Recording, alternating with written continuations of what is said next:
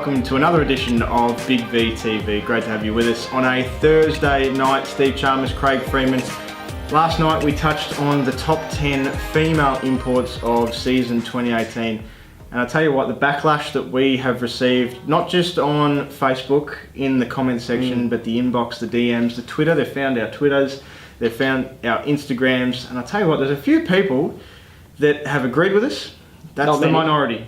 There's a few people, but there is many that are up in arms because we've got it completely wrong, supposedly. Yeah, and even Justin Nelson chimed in, got away from his crying, chimed in, sent us a message, said, "You guys are absolute buffoons." They were his exact words. Well, we're back to do it again, and I don't know if he's going to be too happy again. We might have to upset him again.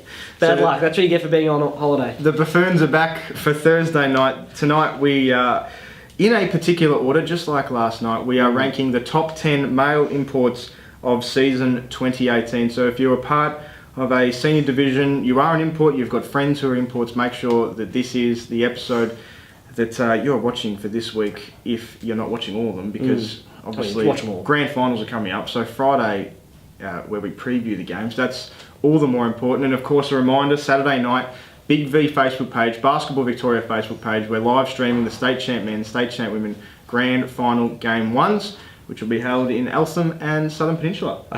I have heard the league has called in the big dogs to commentate it, so look out. Yeah, more on that probably Saturday night when you get to find out, and quickly switch off when you've found out who's commentating the games. Males. You go first because I went first yesterday. Fair enough. Top 10, here's mine up on screen. Number 10, the truth, the one and only, Division 2 man, Craigie Burns superstar, didn't make the grand final, don't know how, don't know why, Damon Smith. Your best mate. No questions asked, he makes the top 10 through the Craigieburn Eagles. Congrats to... He might be upset he's not won. He probably would be. Congrats to a great season to him. Number 9, another a great bloke, Trevor. He likes to go by, but it's not quite. It's Trevin Clayton from the Hume City Broncos. Don't call him Trevon. It's not Trevon. Significantly underrated is Trevin, out at the Broncos. So he slots in at number 9. Division 1 men slots in at number 8 with Cam Vines from the Shepparton Gators. The next one in number 7, I was trying to find every possible way to get him higher because I significantly rate this young man, Connor Coulis from the Werribee Devils, but I just couldn't find a spot for him. The man that you go to watch a game, you don't know where he is or who he is, and then you look at the stats at halftime and there's someone who's got 30 already. He's just bobbed up 8 times in a row under the rim, 2 points. He's got 16 by quarter time before you even know about it. Dylan Stith at number 6. Wow. Well, please, he's a former MVP last year. Probably didn't go to those heights this season. Extremely good player, don't get me wrong, but just remember that there's 5 other extremely... Might be getting another baboon text. Extremely great players. Number 5, one of your favourites, Raheem Lenny Lemons. Yep. Snuck him in at number 5, had an outstanding season, and that's set to improve if he can return to Casey, by all reports. Number 4, Corey Standifer.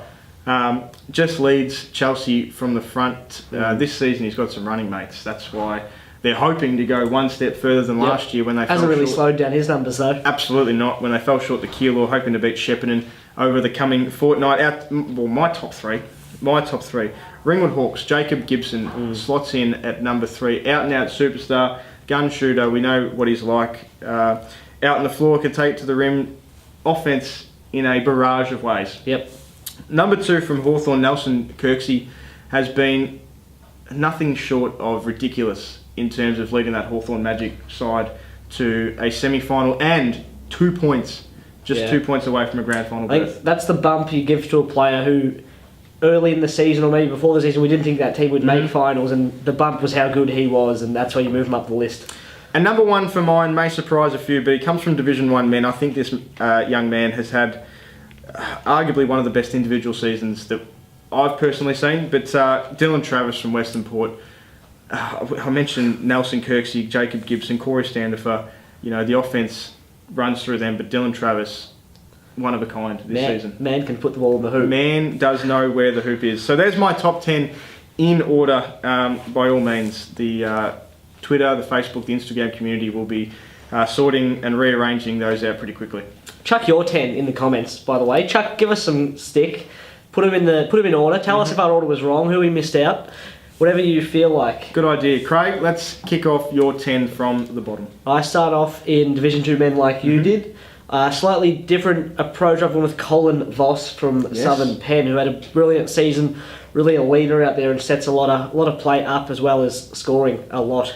Number 9, Spencer Coleman, had a brilliant year, still going. Of course, bit of a two-headed monster, and it was tough to really choose one of them, but I wanted to choose one and try and get some other teams and other players in. But he had a brilliant season on both ends, great rebounder, efficient scorer. I think he shot over 55%.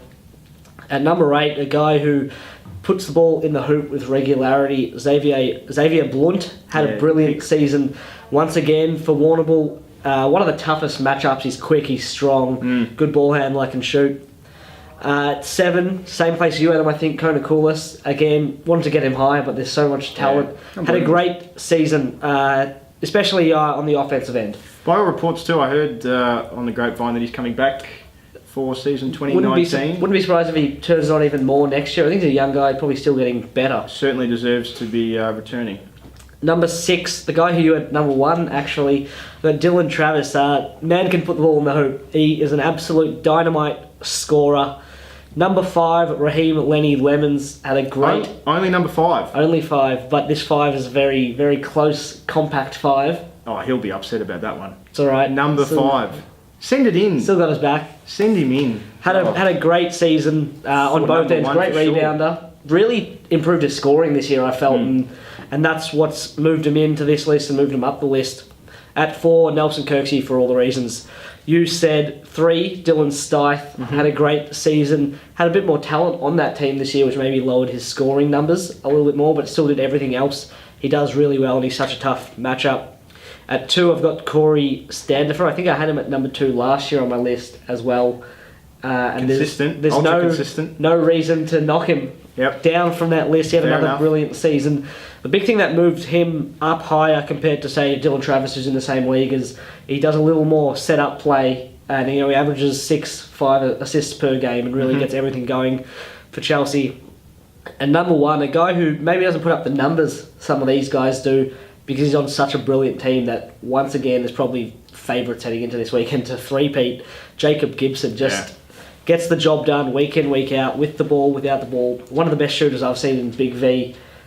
Ultra confident and a great player. A handful of outstanding players there. I was nearly going to say 20 players, but obviously some of them intertwine between our two lists. We said it last night. I'm going to say it again tonight. Make sure you let us know if we've got that smack bang on right, because I mean, I'm assuming my list is right. Your list is pretty spot on. But I'm sure that we're going to get some stick about them in the comment section, so make sure that you have your say below. That's it. Top 10 females last night. If you haven't caught that one, go back, check it out, because there's some brilliant players there. Let them know about it too. If they don't see it, they don't know. Yep. So you make share it on your association pages too. You make sure that you let them know that they've been voted, or not really voted. And if you're an import, maybe print screenshot, send it in, up your value for next year. Look how good I was. Extra $5,000, man. There you go. Put it on your resume, says Craig Freeman. Tomorrow night, Big VTV, we are previewing all of the games. There's not many left. Grand finals, left, right and centre. We preview all of them. Game 1's for the senior divisions, Game 2 and Game 3 for Youth 1 women and Youth League 2 men. I believe Justin is returning back to the studio, and I have a small source that we may have a special guest on tomorrow night's show. Will I be kicked off? Yeah, I'm not too sure. One of us may be given the boot. If he or she arrives, they may be playing in a grand final this weekend.